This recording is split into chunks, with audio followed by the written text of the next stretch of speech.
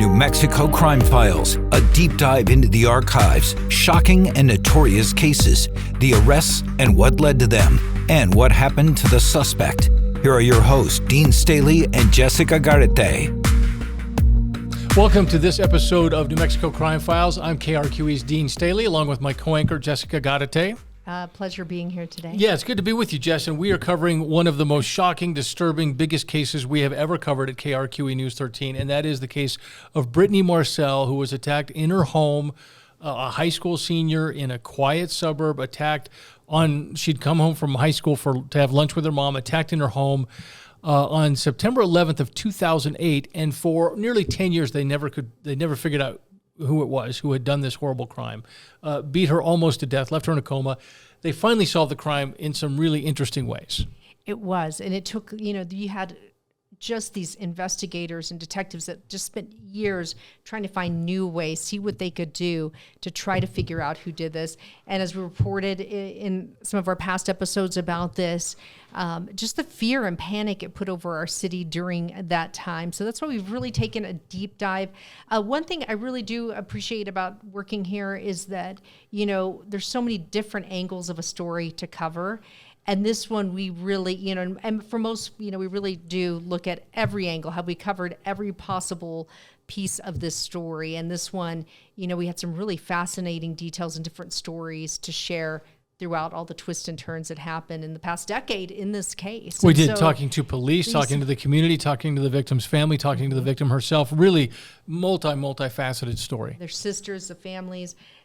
So we left off in our last episode looking at Justin Hansen he changed his plea to no contest, and then he was sentenced to the max, which was 18 years. Right. And during that time, he never said why he did it, and he never really gave this heartfelt apology or admitting to exactly what he had done. Now, he admits because he took a no contest plea, saying his role, but never really, you've got parents up there saying that this couldn't have possibly been our kid that did this. He's so caring and loving and great father and that kind of stuff. So then there was reaction by the Marcell family after this hearing and after his punishment. And this is a story by Jackie Kent. They sat directly behind him during the sentencing, and she interviewed Brittani and her sisters afterwards to see what they thought. On September 11th, my dreams and goals were beaten out of me. Today in court, Brittani Marcell recalled her near-death experience 10 years ago, when then 24-year-old Justin Hansen brutally beat her with a shovel at her West Side home, leaving her bloodied with a swollen head, a broken jaw, fractured wrist, and traumatic brain injuries. He did not kill me, but he did take my life from me. Today, the judge heard emotional testimony from Brittani's family. It was the day I lost my Brittani. Before sentencing Hansen to the maximum 18 years in prison, Brittani calls it closure. Justice has been served. Although 18 years I personally don't think that's enough, but it's a starter. Even with Hansen in custody, questions remain. Brittani says she still has no idea why that attack on her happened. I don't think I'll ever find out why he did this at all. I was like, I think it had obviously been pre-planned.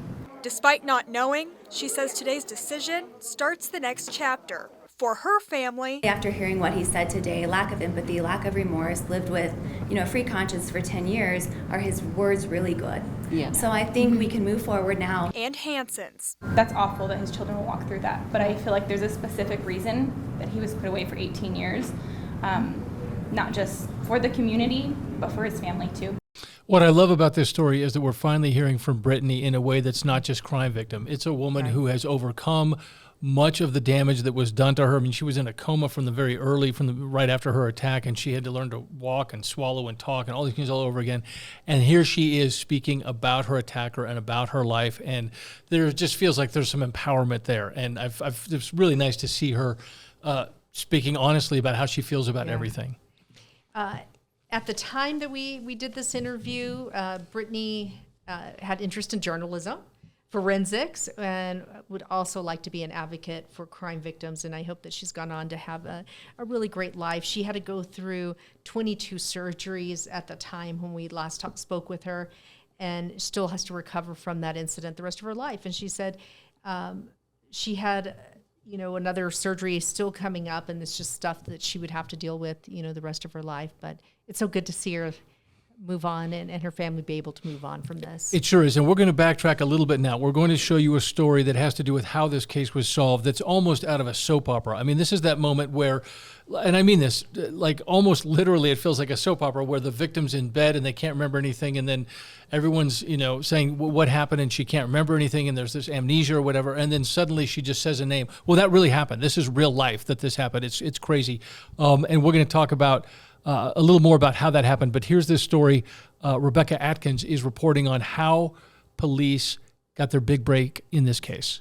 He's hurting me. Shaking in her seat, Brittani Marcell was reliving a horrible attack from 2008 that left her with brain damage. She was 17 at the time, a student at Cibola High School. Did he say anything?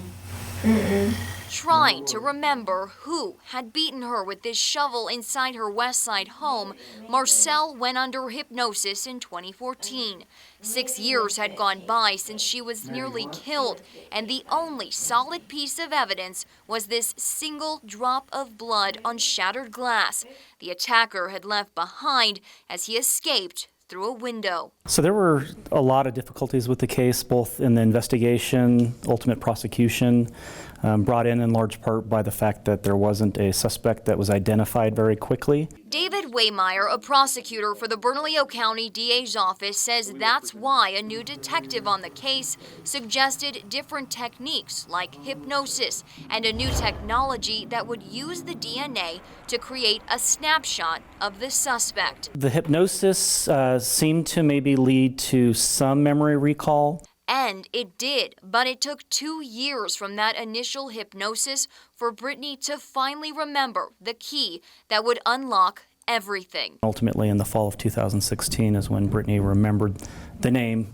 of Justin Hansen. Waymeyer says once they had Hansen's name, everything started piecing together. Before the attack, he'd been spotted visiting Brittani at the Cottonwood Mall where she worked, and his number was in her cell phone. But there'd been no call activity, no text activity, or anything that could ever be located. But the new technology took the DNA sample and produced trait predictions for the suspect, including what color of eyes and hair he had. It looked strikingly like Justin Hansen. He wouldn't give a DNA sample, so police collected it from a McDonald's cup in the trash. Look at her, Justin. You did this to her. You did this to her.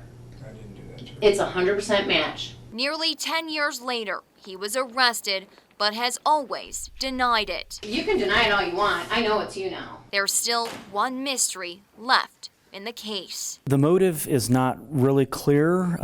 Certainly nothing that Justin Hansen has ever said or that Brittani Marcell's been able to remember has really told us much about the motive. So much to unpack here, Jess. A lot going on. Yeah. Just seeing those videos of how they hypnotize these victims and trying to dig, and that 2 years go by before she even says the name. Yeah. Justin Hansen comes to her mind. This is astounding. A lot to unpack. We're going to talk more about these breakthroughs, how they came about, and also some drama involving Justin Hansen when he goes to prison. Those stories when we come back.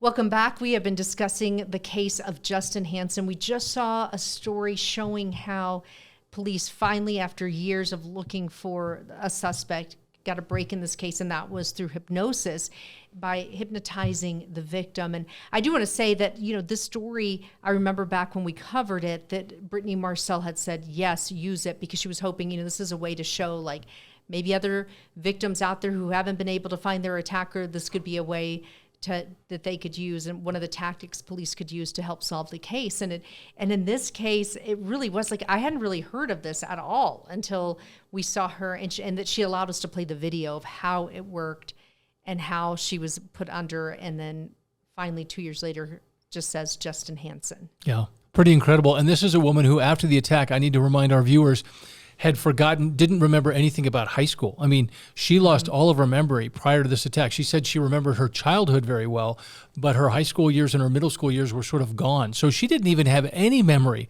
about the years previous to what happened, let alone this individual. So somehow through hypnosis, they were able to get her to access that part of her brain. And just amazing. Yeah. Just incredible. And then you look at the sketches they made and just how they match, and it looks really like him.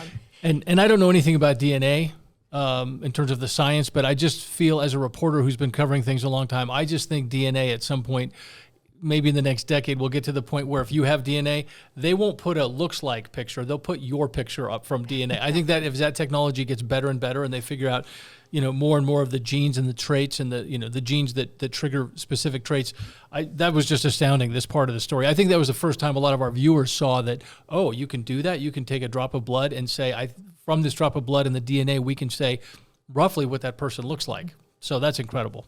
Yeah, just the steps we've made. And since this case even unfolded since 2008, has just been like really impressive and just amazing. Yeah. And soon you already have facial recognition on our phone. Like, what's next? Right. So, Absolutely. So Justin Hansen sentenced to 18 years. He gets sent to prison, and the drama is just beginning. He gets in more trouble Yeah. while he's in prison. Yeah. So the story is brought to us by Rebecca Atkins, and she has the video. I didn't see it coming, didn't know it was coming. It was November 26. Justin Hansen had only been at this Las Cruces prison for a week when an inmate attacked him. You can see here an inmate takes a swing at Hansen's head. The two move to the ground and an older inmate tries to pull off the attacker, but then stops. You can see an inmate tell him to back off or he would be next. Hansen doesn't stand a chance. I am going to impose the full 18 years in the Department of Corrections. Hansen is serving that sentence for the brutal shovel beating of 17-year-old Brittani Marcell. Hansen beat the Cibola High School student nearly to death inside her West Side home in 2008. Nobody deserves what she went through. After the attack, Hansen was left with bad injuries to his face, and state police came to interview him. When I first looked in the mirror, I thought, I didn't want to look in the mirror. Hansen tells the officers he'd just been moved from the Los Lunas prison to Las Cruces a week prior. I've been in the cell for the last week. He told them he hadn't seen the light of day until this moment before the attack. I went to shake an older gentleman's hand that lent me a book while I was in the room to kind of help me pass some time. So I want to thank you for lending me the book, and then got you for mine. Marcos Gonzalez Cordova, who attacked Hansen, is serving time for armed robbery and aggravated fleeing an officer. In the video, you can see he's already outside when Hansen enters the gated area. Cordova walks past Hansen, briefly goes inside, appearing to check if any guards are nearby. You don't have any idea why they hit you? I don't even know who hit me. But the officers weren't happy with that answer and continued to push Hansen. All I know is from hearsay. They continued to find a motive. What'd you hear? It was Brookie boys that did it. It was kind of, I think it was orchestrated. In the state police report, they say through other inmate interviews, the attack stemmed from Hansen's, quote, high-profile case. Rebecca Atkins, KRQE, News 13. So he got medical care, and then he's went back to prison. So yeah. We have a hard time feeling sympathy in that one. Well, and the story just continues. I mean, I hate to just see keeps this happen to anybody, yes, but wow, you just think drama follows this man wherever he goes. Yes. So we're going to take a short break. When we come back, we'll talk more about what happened to Justin Hansen during this prison attack, and then also talk a little bit more about, and we find out a whole lot more about his history well before the attack on Brittani Marcell. And we'll have those stories coming up. And welcome back, everyone. We just saw a video inside jail where Justin Hansen is attacked by other inmates. And it's not really clear exactly why he was the target. He had been moved to a Las Cruces prison when another inmate comes and attacks him. And all he tells the state police is that, they're part of the Berkey Boys gang or prison gang or whatever, and jumped him. He did get help after that, and then we were just able to. We'd heard he had been attacked in jail, and so we got the records of that and were able to see how it all unfolded and hear from him and see, he was pretty badly beat up. Yeah, and as you mentioned, Jess, it's not at all clear whether this was just a prison thing and a gang. Maybe he had offended somebody. Who knows what the dynamics were, but it's not clear at all that this had to do with the Brittani Marcell case, that someone was going after him. Because you hear those stories about, prisoners going after pedophiles or going after different people, oh, we're going to get that guy. Mm-hmm. It wasn't clear at all that this was connected to Justin Hansen's attack on Brittani Marcell, and who knows? Right, yeah. Right. Might just be the new guy there, but we didn't really know, and he didn't really give a whole lot of saying. I did think it was interesting, though, that one inmate tried to help him. Like, he jumped in, it was an older inmate, and then the guy told him, hey, you'll be next, so you need to let me do this. Yeah, he backs him off. He's like, okay, I'm not doing this. Yeah. This next story I thought was really powerful, mostly because all we've heard, on Justin Hansen's side is that, he's a great dad. He's such a good person. There's no way, his mom even said in court, there's no way that he would ever harm anyone. This can't possibly be our son. The dad said the same thing. Well, later on, we find out, and we talked to some people that knew him, and they, including the mother of his first child. Mm-hmm. And she reveals some pretty dark secrets. They do not have flattering things to say about Justin Hansen. No. The story is Rebecca Atkins. He's never shown any violent tendencies in all of his 34 years. At Justin Hansen's sentencing in July, his mother cried before a judge. His father fought for his innocence. I agree with him 100% that this is a monster. What I don't agree with was not Justin.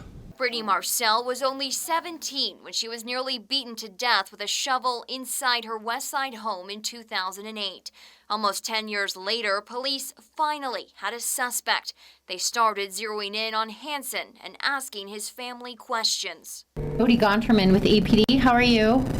I'm doing well, how are you? APD today released new audio of interviews with Hansen's ex-girlfriend and mother of one of his sons, more than 6 months before his arrest. She claims he was anything but a good guy. I know that he has a lot of criminal stuff that he has hidden and done. The woman explained what it was like dating Hansen. The only thing that I can tell you about Justin is he does lie a lot.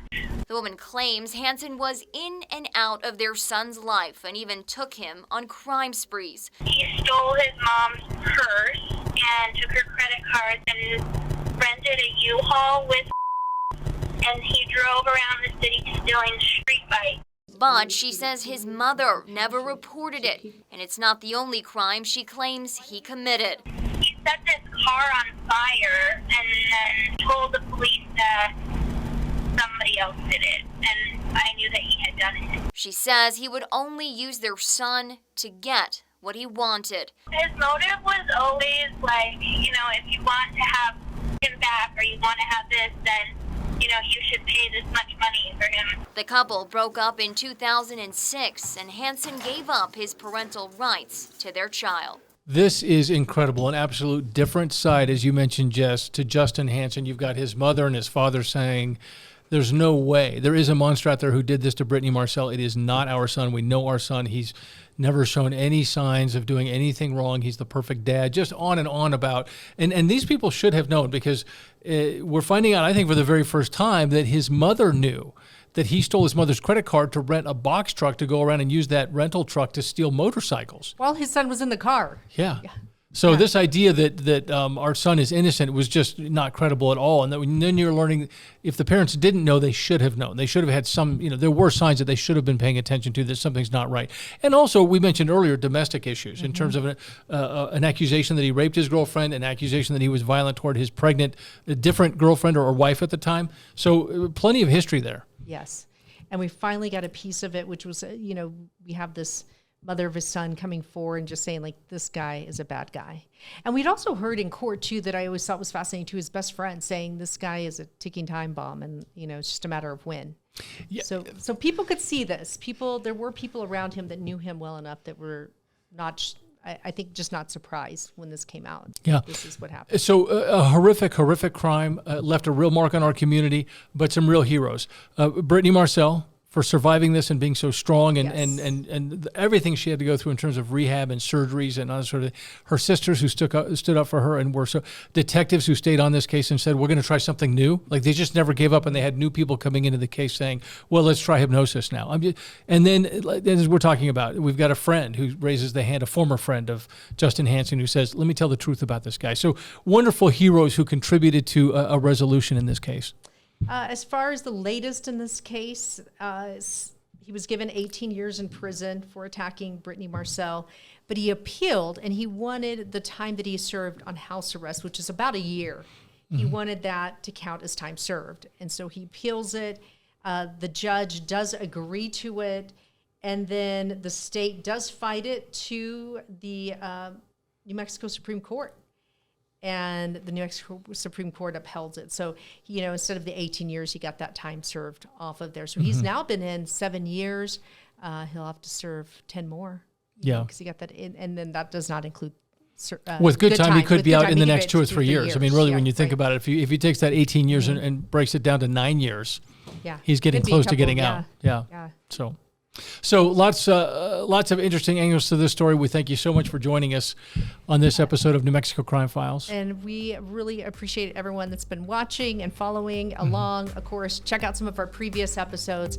And this will wrap up New Mexico Crime Files for now. Yeah. See you next time.